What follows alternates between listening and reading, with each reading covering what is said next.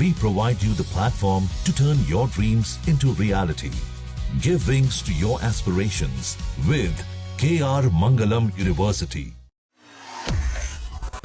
Iran और America में जो जारी तनाव है, उसके बीच अब खाड़ी देशों के नेता सऊदी अरब में महा बैठक कर रहे हैं। आखिर इस बैठक का मकसद क्या है? इस बैठक में क्या कुछ होने वाला है? रॉयटर्स की रिपोर्ट के मुताबिक अब ये कहा जा रहा है कि जेद्दा में गल्फ कोऑपरेशन काउंसिल के नेता मिल रहे हैं। ईरान और अमेरिका के बीच युद्ध शुरू हुए आज 2 महीने बीत गए। इस बीच ये पहली बैठक है जब खाड़ी देशों के नेता एक जगह पर इकट्ठा हो रहे हैं। एक अधिकारी ने तो ये तक बताया कि ये बैठक ईरान को जवाब देने के लिए बुलाई गई है। अमेरिका के साथ युद्ध शुरू होने के बाद ईरान ने कतर और यूएई समेत कई खाड़ी देशों पर मिसाइल हमले किए थे। ऐसे में ये सारे मुस्लिम देश अब ईरान को प्रतिक्रिया देने पर विचार कर रहे हैं। इसकी ज्यादा जानकारी के लिए आज हमारे साथ जुड़े हैं विदेश मामलों के जानकार संजीव श्रीवास्तव जी, उनसे जानेंगे। सर, यहाँ पर अब एक बड़ी बैठक ईरान के खिलाफ देखने को मिल रही है, इसमें क्या कुछ होगा, कौन कौन से देश शामिल होंगे, पहले इसका जवाब। देखिए सोनम जी, गल्फ कोऑपरेशन काउंसिल GCC के अंतर्गत 6 राष्ट्र आते हैं। बिल्कुल। ये जो खाड़ी के जो देश हैं, गल्फ के जो राष्ट्र हैं, ये लगातार ईरानियन एग्रेशन का शिकार रहे हैं और इस युद्ध में इन जो गल्फ के जो राष्ट्र थे, GCC के 6 राष्ट्र थे, का कोई लेना देना नहीं था। ये तो राष्ट्र यहाँ तक कि वो इस संबंधों को बेहतर बनाने के लिए और कॉन्फ्लिक्ट न छिड़े इसके लिए प्रयास कर रहे थे, चाहे वो ओमान हो, चाहे वो कतर हो। लेकिन जब 28 फरवरी को अमेरिका ने ईरान के ऊपर एक्शन लिया, इजराइल ने जो एक्शन लिया, उसके बाद से ईरान की जो इस्लामिक रिजीम ने इन गल्फ के राष्ट्रों को ही टारगेट करना शुरू कर दिया और लगातार, चाहे वो दुबई हो, चाहे वो दोहा हो, चाहे वो मस्कट हो या डिफरेंट अदर प्लेसेस में, ये प्रिटेक्स्ट देते हुए कि US बेसिस को हम टारगेट कर रहे हैं। अनेक जो होटल्स को, एयरपोर्ट्स को, रेजिडेंशियल इलाकों को, आम लोगों के रहने वाले इलाकों को टारगेट किया गया, जिसमें अनेक लोग मारे भी गए, कितने लोग घायल हुए।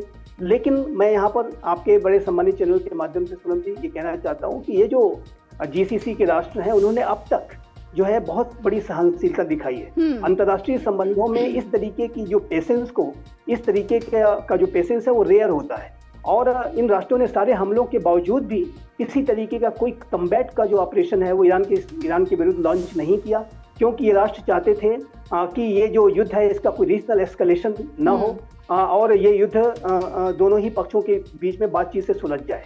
लेकिन अभी आप, जैसा कि आपने बताया कि 2 महीने इसके बीत चुके हैं, तनाव अभी भी बना हुआ है और अभी भी वहां पर स्टेलमेट बना हुआ है। तो ऐसे में ये जो GCC के राष्ट्र हैं, इनका जो पेशेंस है वो अनलिमिटेड नहीं है, वो असीमित पेशेंस जाहिर है कि वो एक्सरसाइज नहीं कर सकते। यदि आने वाले समय में मैं यहाँ पर एक सवाल लेना चाहूंगी आपसे। अब जो ये बैठक देखने को मिलेगी, इससे पहले एक बड़ा अपडेट निकलकर सामने आ रहा है, वो मैं यहाँ पर ऐड करना चाहूंगी। दरअसल जो खाड़ी देश हैं उनमें विवाद देखने को मिल रहा है और UAE ने OPEC छोड़ दिया है। OPEC दुनिया का जो बड़े, हम बात करें तेल उत्पादक देश हैं, उनका समूह है। इसे आप कैसे देखते हैं? क्योंकि यहाँ पर अब UAE ने इस संगठन से बाहर होने का फैसला लिया है, वो भी ईरान युद्ध के बीच जब तनाव अपने चरम पर है हॉर्मुज को लेकर। देखिए, ये मैं मानता हूं कि जो गल्फ के जो राष्ट्र हैं उनका आपस में जो एक तनाव की स्थिति रहती है, उसकी वजह से ये मतभेद आया है सामने। लेकिन जहां तक OPEC का भविष्य का प्रश्न है, मैं इसके भविष्य को बहुत ज़्यादा खतरे में नहीं देखता और ये जरूर इस तरीके का फैसला UAE की तरफ से लिया गया है, लेकिन ये UAE के लिए बहुत लंबे समय तक सस्टेनेबल नहीं होगा और जाहिर है कि अनेक मतभेदों की वजह से UAE वर्तमान समय में जो अनेक तरीके की सुरक्षाओं को फेस कर रहा था, उसकी वजह से उसने ये जरूर फैसला लिया है। लेकिन मेरा ऐसा मानना है कि इसका कोई ज़्यादा बड़ा इम्प्लीकेशन जो विश्व के जो ऑयल एक्सपोर्टिंग कंट्रीज हैं, जो OPEC के जो राष्ट्र हैं, उनका जो समूह है, उसके ऊपर नहीं पड़ेगा और UAE को कन्विंस कर लिया जाएगा और उसको मना लिया जाएगा कि वो एक बार फिर से अपनी पोजीशन को फिर से एक्वायर करे। और जाहिर है कि ये जो स्थिति है वो इस बात को भी दर्शाती है कि वर्तमान समय में वेस्ट एशिया में अनेक लेवल पर जटिलताएं जो हैं, कॉम्प्लेक्सिटीज जो हैं, बहुत गहरी हैं। अनेक राष्ट्रों की अपनी अपनी आशंकाएं हैं। सऊदी अरबिया और यूएई की अपनी अपनी आशंकाएं हैं। वैश्विक तेल बाजार पर कोई असर देखने को मिल सकता है यूएई के इस फैसले से? क्योंकि हम देख रहे हैं अमेरिका ने फिलहाल हॉर्मुज़ की नाकेबंदी कर रखी है और यहाँ पर जो तेल व्यापार है उस पर गहरा असर देखने को मिल रहा है। तो यहाँ पर अब जो खाड़ी देश हैं वो कौन सी तैयारी कर रहे हैं? इस बैठक से कौन सा सल्यूशन या फिर कौन सा बड़ा फैसला देखने को मिल सकता है आपके मुताबिक? देखिए, ये जो जीसीसी की बैठक है बहुत ही महत्वपूर्ण है और इस बैठक में जैसा कि मैंने कहा कि इस बात के ऊपर गंभीरता के साथ विचार किया जाएगा कि यदि भविष्य में ईरान के इस्लामिक रिजीम के द्वारा किसी तरीके का कोई फर्दर एग्रेशन यदि इन राष्ट्रों के खिलाफ किया जाता है, जीसीसी के राष्ट्रों के खिलाफ किया जाता है, तो उसको फिर अगले नेक्स्ट कोर्स ऑफ एक्शन उनका क्या होगा, इसके बारे में वो जरूर विचार करेंगे। क्योंकि अभी ये स्टेलमेट बना हुआ है और जैसा कि हम इस बात को लगातार डिस्कस कर रहे हैं, मैं भी इस बात को लगातार कह रहा हूँ कि एक लंबे समय तक ये चलने वाली प्रक्रिया है। तो ऐसे में ये जो जीसीसी के राष्ट्र हैं, इनका जो धैर्य है वो अनलिमिटेड तो हो नहीं सकता। इनको समय पर एक रिस्पांस भी देना पड़ सकता है और उस रिस्पांस की वो तैयारी करने के सिलसिले में भी इसके बारे में विचार कर सकते हैं। और जाहिर है कि जो ऊर्जा का जो संकट है स्टेट ऑफ हॉर्मुज़ के ब्लॉक होने की वजह से ये जीसीसी के जो राष्ट्र हैं बहुत गहरे तरीके से प्रभावित हैं, तो इसके बारे में वो जरूर विचार करेंगे। और देखिए, ये जो स्टेट ऑफ हॉर्मुज़ है ये अगर इसी तरीके से ब्लॉकेड और काउंटर ब्लॉकेड की स्थिति में रहता है तो इससे जीसीसी के राष्ट्र भी और पूरा विश्व इससे बहुत गहरे से प्रभावित होगा। और इस ब्लॉकेड को किस तरीके से समाप्त किया जाए, इसके ऊपर गंभीरता के साथ कदम उठाने की और विचार करने की आवश्यकता है और ये जिम्मेदारी पूरे अंतर्राष्ट्रीय समुदाय की भी है।